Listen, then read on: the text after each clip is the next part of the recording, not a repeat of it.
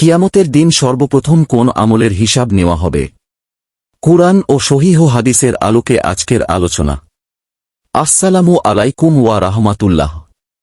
আপনি কি জানেন, কিয়ামতের দিন কোটি কোটি মানুষের সামনে আল্লাহ তাআলা সর্বপ্রথম কোন আমলের হিসাব নেবেন?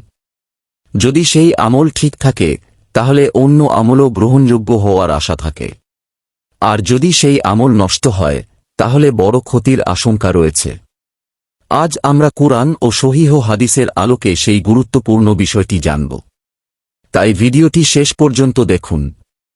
প্রিয় ভাই ও বোনেরা, কিয়ামতের দিন প্রত্যেক মানুষকে আল্লাহর সামনে উপস্থিত হতে হবে।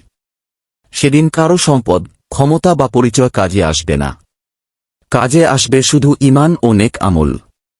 রাসূলুল্লাহ সাল্লাল্লাহু আলাইহি ওয়াসাল্লাম বলেছেন, কিয়ামতের দিন বান্দার সর্বপ্রথম যে আমলের হিসাব নেওয়া হবে তা হল সালাত, নামাজ। যদি তা ঠিক থাকে, তবে সে সফল ও মুক্তি পাবে। আর যদি তা নষ্ট হয়, তবে সে ব্যর্থ ও ক্ষতিগ্রস্ত হবে। সুনান আত-তিরমিজি, হাদিস 413, সুনান আন-নাসাই। এই হাদিস থেকে বোঝা যায়, নামাজ শুধু একটি ইবাদত নয়, এটি একজন মুসলিমের ঈমানের অন্যতম প্রধান পরিচয়। তাই যদি আমাদের নামাজে অবহেলা থাকে, আজই তওবা করি এবং নিয়মিত 5 ওয়াক্ত নামাজ আদায়ের চেষ্টা করি। আল্লাহ তাআলা আমাদের সবাইকে নামাজের হেফাজত করার তৌফিক দান করুন, আমিন। বন্ধুরা, ভিডিওটি ভালো লাগলে লাইক, কমেন্ট এবং শেয়ার করতে ভুলবেন না।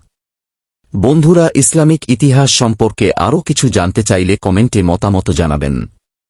আমি আপনার মতামতের ভিত্তিতে একটা ভিডিও বানিয়ে পোস্ট করব ইনশাআল্লাহ। ভালো থাকবেন, আবারও দেখা হবে পরবর্তী ভিডিওতে।